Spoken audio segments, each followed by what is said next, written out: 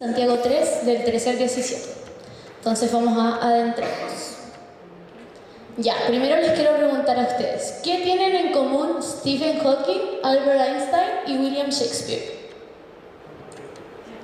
No se peleen. Ya, Ronald, ¿qué tienen en común estas tres personas? A ver, ahí, un segundo, dale. Los tres pasaron a la historia, ya. Eran muy creativos. Eran creativos, ya. Eran Mateos. Eran Mateos, ya, ¿vale? Se consideraban como los más inteligentes o sabios. ¿Felipe? ¿Estaba levantando el dedito, no? Ah, ya, Ronald le quitó la palabra. Bueno, como dice la Vale, estas tres personas pasaron a la historia como las más sabias en sus respectivos ámbitos también, porque William Shakespeare tenía distinta sabiduría que Stephen Hawking y Albert Einstein. Entonces, ahora les pregunto, ¿qué es para ustedes la sabiduría?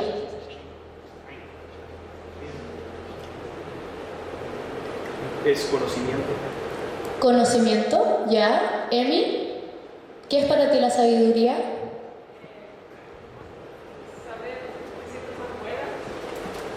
Saber decir cosas buenas que ayuden.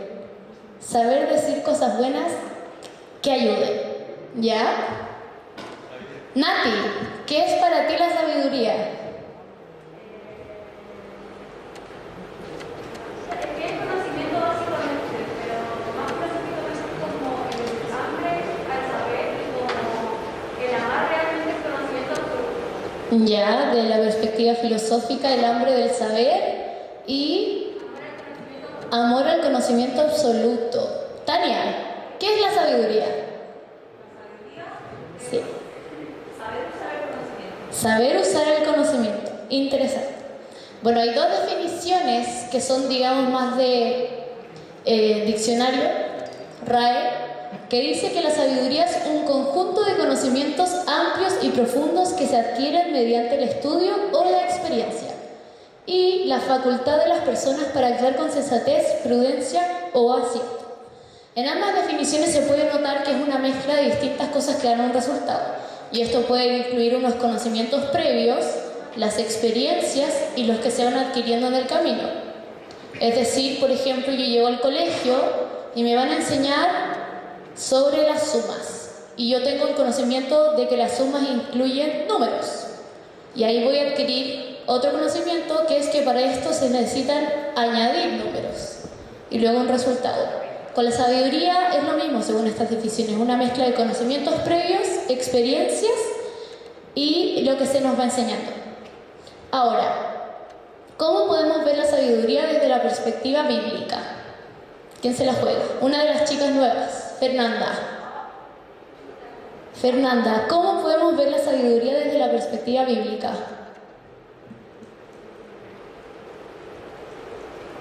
Fuerte para que te escuchemos.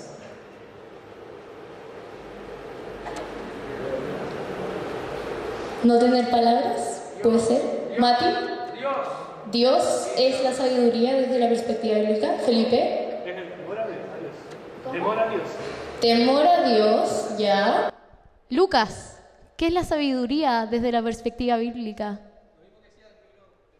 Temor a Dios también. ¿Alguien más? Claudio. Usar bien nuestros días, ya no desperdiciar ningún segundo, como algunos podrían decir. Bueno, desde la perspectiva bíblica es más que nada un proceso. Podemos ver que la sabiduría es como un discernimiento práctico. ¿Alguien sabe lo que es discernimiento? Bueno, para los que no saben, es saber elegir entre una cosa o la otra, o lo que me conviene y lo que no. Entonces esto se basa en tres partes. La primera es respeto a Dios. Una persona sabia sabe que debe respetar a Dios. Y así pasa una vida recta, porque quien respeta a Dios obedece sus mandamientos y obedece lo que nos dice que debemos cumplir. Y de esa misma manera pasamos al discernimiento práctico, que es la capacidad de decidir entre lo correcto y lo erróneo. Entonces, cuando yo cumplo con respetar a Dios, darme el tiempo de conocer y cumplir con sus mandamientos, puedo llegar a discernir entre lo que me conviene y entre lo que no. Ahora le quiero pedir a Diego Letter. ¿Puedes leer Santiago 1:27? Ojalá en la NBI.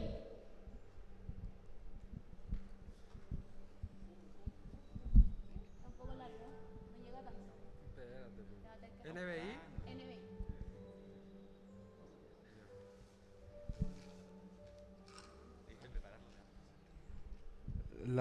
La religión pura y sin mancha delante de Dios nuestro Padre es esta: atender a los huérfanos y a las viudas en sus aflicciones y conservarse limpio de la corrupción del mundo.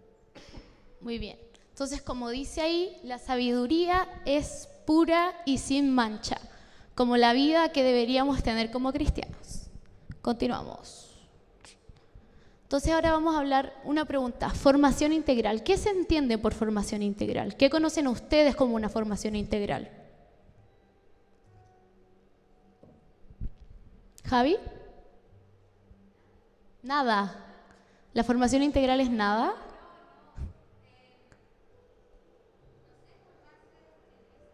Formarse con la iglesia, ya. ¿Alguien más? Bueno, la formación integral, en especial educativamente, se conoce como una formación de una persona con los distintos hábitos de la vida, es decir, económico, social, socioemocional, educativo también, y bueno, muchas veces se deja de lado el tema espiritual, pero también está incluido en una formación integral. Entonces, les quiero preguntar, bueno, acá tenemos una frase que dijo Thomas Jefferson, que dice: la iglesia y el Estado deben estar separados. Porque se refería a que la mezcla de estos dos iba a ser básicamente una fórmula para el desastre. No podía mezclarse la iglesia con el Estado. Eran cosas que no pegaban ni con cola. Ya. Entonces, quiero que piensen, reflexionen qué aspectos en su vida no tienen ningún punto de relación. Como por ejemplo, la ICI de la U no tiene nada que ver con la ICI de su casa. Ahí reflexionen, como piénsenlo. Y además, tu forma de llevar las situaciones, sean buenas o malas, ¿te convierte en un ser diferente? O sea, cuando yo me enojo sale el monstruo Isidora, y cuando estoy haciéndome una tina, la Isidora relajada, dos personas que no se conocen. Bien. Vamos a pasar a las lecturas. Santiago 1, 2, 6 y 3, 13, 17. Mati, ¿puedes leer Santiago 1, los que salen ahí? Y Claudio, ¿puedes leer Santiago 3? Vengan aquí, adelante a leerla, por favor. Mati, ven.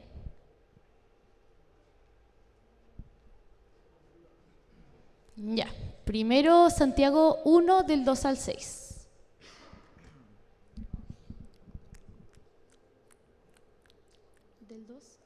Ya.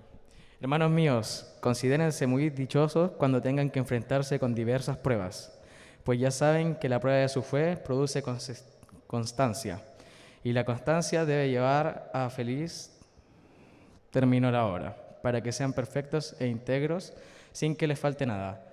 Si a alguno de ustedes le falta sabiduría, pídasela a Dios, y Él se la dará, pues Dios da a todos generosamente, sin menospreciar a nadie. Gracias. Claudio, por favor. Santiago 3. Dos clases de sabiduría. ¿Quién es sabio y entendido entre ustedes? Que lo demuestre con su buena conducta, mediante obras hechas con la humildad que le da su sabiduría. Pero si ustedes tienen envidias amargas y rivalidades en el corazón, dejen de presumir y de faltar a la verdad. Esa no es la sabiduría que desciende del cielo, sino que es terrenal, puramente humana y diabólica, porque donde hay envidias y rivalidades, también hay confusión y toda clase de acciones malvadas.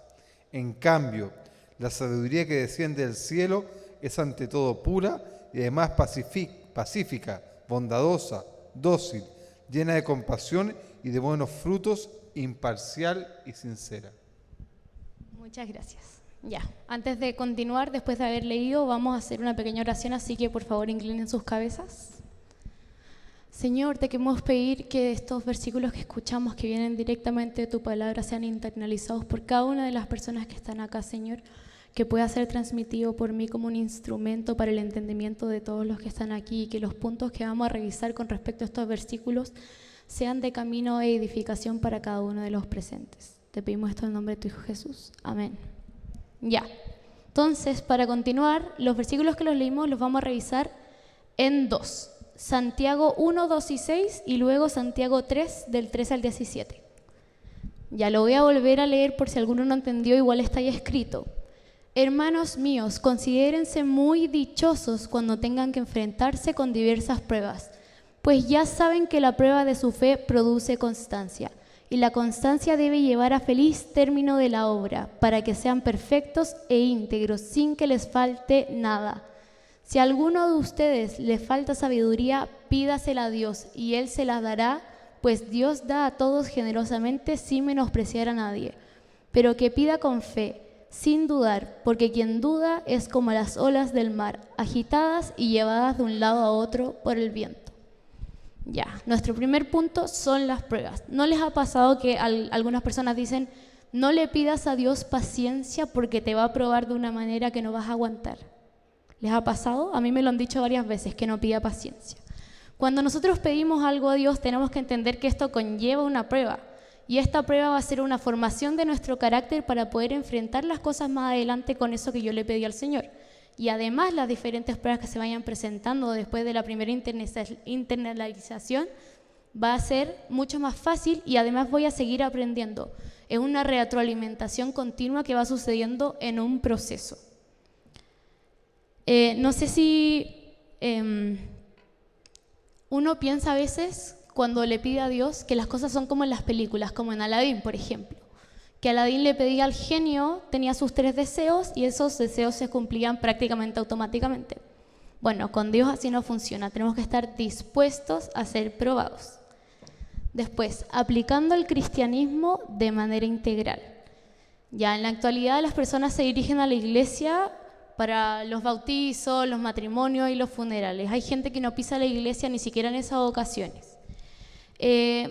Y para ellos, los que vienen en estas 3 circunstancias, creen que es suficiente para llamarse cristianos o hijos de Dios. Pero la gente no está viviendo completamente la vida que Dios nos pide que tengamos como sus hijos. Aquí quiero destacar que esta gente busca que su familia, sus hijos, sus nietos cumplan con las creencias o morales cristianas, pero no están dispuestas a cumplirlas ellos, como si fueran superiores a los que son menores y ellos sí deben cumplirlas. Como dice en Mateo 25:11, aquí estamos hablando de quienes no tienen una relación con Dios. Después llegaron también las otras. Señor, Señor, suplicaban, ábrenos la puerta. Y él dice, no las conozco. Dios llena de significado las partes de la vida que no son explicadas por ningún ámbito. Creemos que la formación integral solo se puede encontrar con cosas que están en la tierra, pero la verdad lo que más nos hace una persona íntegra es lo que no viene de la tierra, lo que viene de Dios. Ahora, ¿quiénes pueden pedir sabiduría?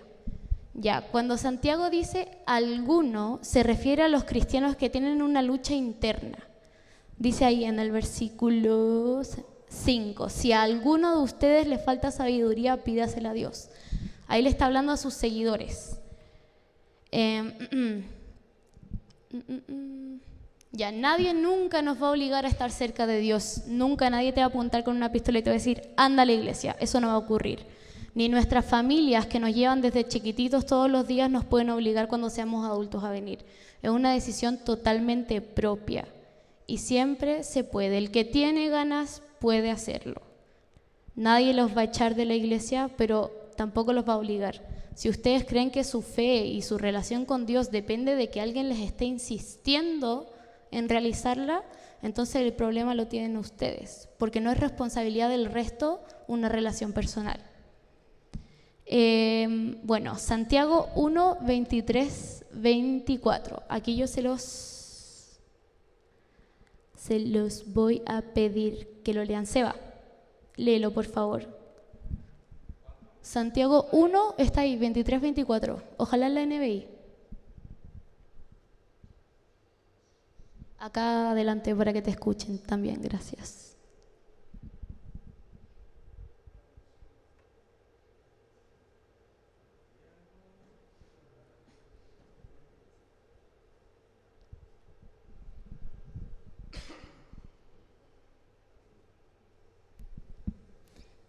El que escucha la palabra pero no la pone en práctica es como el que se mira el rostro en un espejo y después de mirarse se va y se olvida enseguida de cómo es.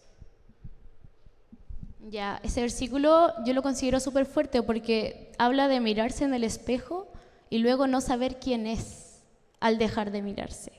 O sea que solo necesita un reflejo y no se conoce internamente.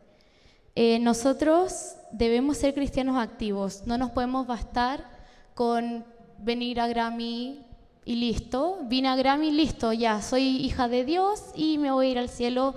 Así no funciona la vida. Lo que Dios busca de nosotros como un Dios celoso es una relación personal, además de congregarse y expandir su palabra. Debemos depender de Dios, como dice el penúltimo punto. En el versículo 5, lo vamos a volver a repetir, dice, si a alguno de ustedes les falta sabiduría, pídasela a Dios y Él se la dará, pues Dios da a todos generosamente sin menospreciar a nadie.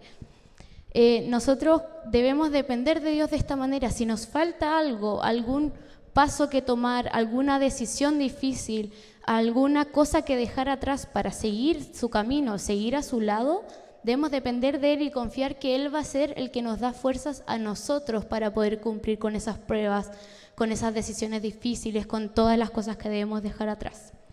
Bueno, y aquí les quiero destacar lo que es ser una nueva criatura en Cristo, que se habla en 2 Corintios 5:17.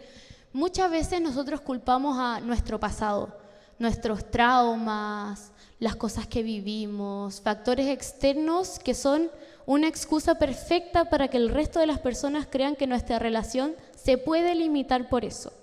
Pero en 2 Corintios 5:17 dice, por lo tanto, si alguno está en Cristo, es una nueva creación. Lo viejo ha pasado, ha llegado lo nuevo. Estas palabras son de aliento para todos nosotros, porque si estamos en el camino de Dios, es un nuevo nacimiento, somos unas nuevas personas, es decir, todo lo que fue, todo lo que pasó atrás ya no existe, ya no es una excusa para negarse el tener una vida en Cristo, porque somos una nueva criatura. Cuando una guagua nace es alguien nuevo y asimismo somos nosotros cuando nos encontramos en Cristo, una persona nueva. Ya. Pasamos a Santiago 3, del 13 al 17 y dice, ¿quién es sabio y entendido entre ustedes? Que lo demuestre con su buena conducta, mediante obras hechas con la humildad que le da su sabiduría. Pero si ustedes tienen envidias amargas y rivalidades en el corazón, dejen de presumir y de faltar a la verdad. Esa no es la sabiduría que desciende del cielo, sino que es terrenal, puramente humana y diabólica. Porque donde hay envidias y rivalidades, también hay confusión y toda clase de acciones malvadas. En cambio, la sabiduría que desciende del cielo es ante todo pura y además pacífica, bondadosa, dócil, llena de compasión y de buenos frutos, imparcial y sincera. Ya nuestro primer punto es la diferenciación entre la sabiduría humana y la bíblica. Y en el versículo se puede ver claramente que la sabiduría humana trae malas respuestas, podríamos decirle, malos resultados. Esta sabiduría, como se presenta en el texto, que dice literal textualmente, esa no es la que desciende del cielo, sino que es terrenal, humana y diabólica.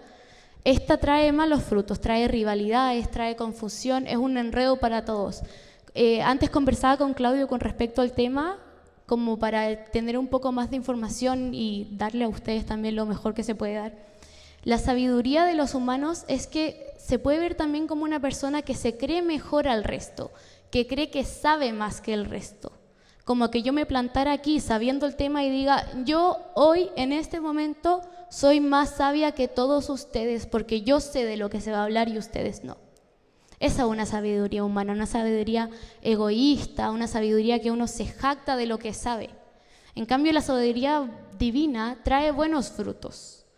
Trae, como dice ahí, Bueno, aparte de que es pura y pacífica, lo que trae son buenos frutos y compasión, y es imparcial.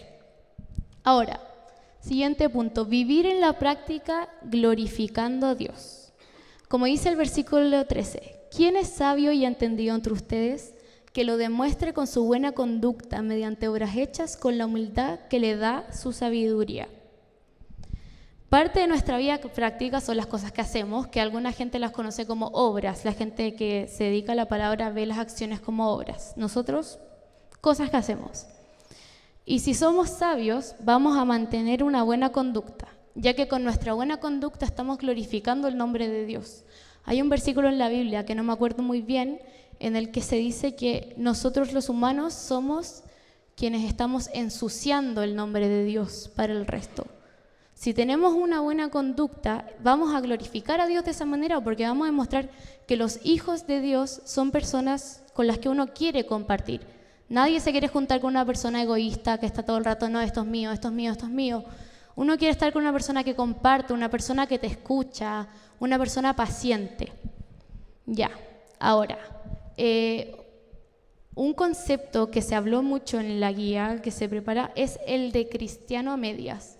Y se refiere a estas personas como que se bastan con una sola acción pública, por decirlo así, para demostrar que son hijos de Dios. Como el simple hecho de venir a la iglesia, sentarse adelante y levantar los brazos, pero mi cabeza está vacía. Ese es un cristiano a medias, un cristiano que solo le interesa demostrar al resto que es un hijo de Dios. Ahora, para dejar de ser así, debemos buscar ser personas íntegras. ¿Y cómo? Leyendo la palabra, orándole a Dios, buscando expandir su palabra, relacionándome con mis hermanos, enfocándome en llegar a esa relación. Las relaciones se basan de interacciones. No sé cuántos de ustedes están en una relación amorosa en este momento, pero yo creo que a nadie le gusta que su pareja no le hable en todo un mes y luego cuando necesita algo le diga, oye, ¿me puedes pasar esto?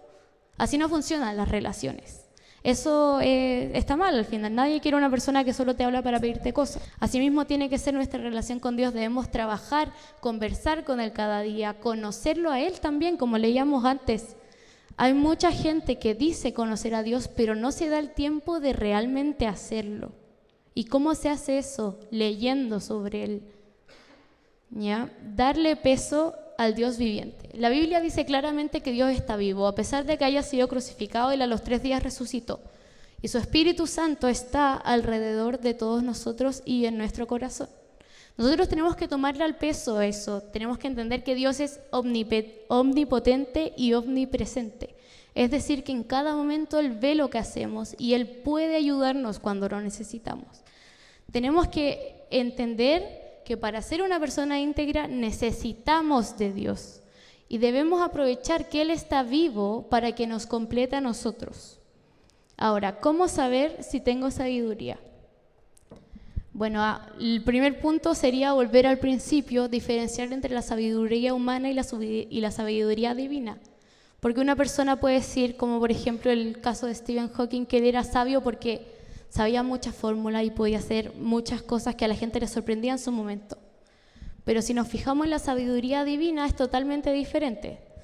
Tenemos que encargarnos de diferenciar en nuestros hechos qué tipo de sabiduría estamos usando. Porque puede ser que yo tome una decisión apresurada y crea que es la más sabia del mundo. Pero si no reflexiono, quizá los resultados no salgan como los esperaba. Ahora yo les quiero preguntar a ustedes, ¿han conocido a alguien que afirma ser sabio, pero toma decisiones apresuradas o necias? ¿Sí? ¿Sí? Yo creo que alguna vez en su vida se han topado con una persona así, que dice, oh, tengo que estudiar porque tengo prueba la próxima semana. No, pero pongo atención en clase y listo. Da la prueba, se saca un 1 y lo echan de la carrera. Ahora les quiero hacer otra pregunta, porque como dicen los versículos, ser necio produce desorden, confusión. Entonces, ¿ustedes se han visto tentados a agrandar el conflicto, hacer correr el cauín o echarle más leña al fuego? Es decir, una situación que partió así, ustedes dijeron, no, es que esto lo tienen que saber tal persona. y se agrandó. Y luego, no, es que mi mamá también tiene que saber esto, y se agranda, y se agranda, y se agranda. ¿Se han visto en alguna situación así? Yo sí, yo creo que más de alguno se ha visto en una situación así. Ya. Perdón. Unas cosas que les quería decir antes de eso. Las conversaciones agradables, así como hablar de buena forma, ser bueno con, por ejemplo, el mesero del restaurante, esas cosas demuestran sabiduría, porque una persona sabia, como lo dijimos anteriormente, tiene el discernimiento práctico, respeta a Dios, obedece lo que Él dice en su palabra y sabe diferenciar en lo que le conviene y lo que no. Entonces, para conocer la voluntad de Dios y adquirir su perspectiva, como era el título, debemos leer su palabra y pedirle que nos revele cómo obedecerla. Pero eso no es suficiente porque además debemos estar dispuestos a hacer lo que Él nos diga. Tenemos que tener ojo porque una decisión sabia no es tomada en 3 segundos. Una profesora mía nos dice, si ustedes desean los 3 minutos completos para terminar la actividad, van a traer una respuesta mucho mejor que la persona que la respondió en el primer minuto. Así que ahora, Lucas, vamos a pasar a ver un video. Why wait to get married? Why wait to spend the money? Why wait to have sex? Why wait? Why wait? Why wait? The reason that you wait is because the promise that God has for you is usually discovered in the process. And the process will always require patience. Remember, before you were born, he said in Jeremiah 29:11, I have plans for you, plans to prosper you, plan to give you a hope and a future. I got good things planned for you. I got a promise for you. We are at the starting line asking God, what's the promise? I'll go when you tell me the promise. I'll obey when you tell me the promise. He said, I ain't saying nothing. The first step I told you to make, obey that one. And y'all ever seen The Wizard of Oz follow the yellow brick road? That's what the Christian life is like. You don't see where it leads until you step. And there's another brick that comes when you step. The thing you gotta realize, if you start stepping quicker, the steps keep coming quicker. But what we're doing is we're waiting for God to show us everything, and we won't step until we feel like we know what's gonna happen. But then God says, my plans aren't your plans, and my thoughts aren't your thoughts. And if I showed you where you was going, you'd try to figure out an alternate path to get there. Ya. Ahora, antes de pasar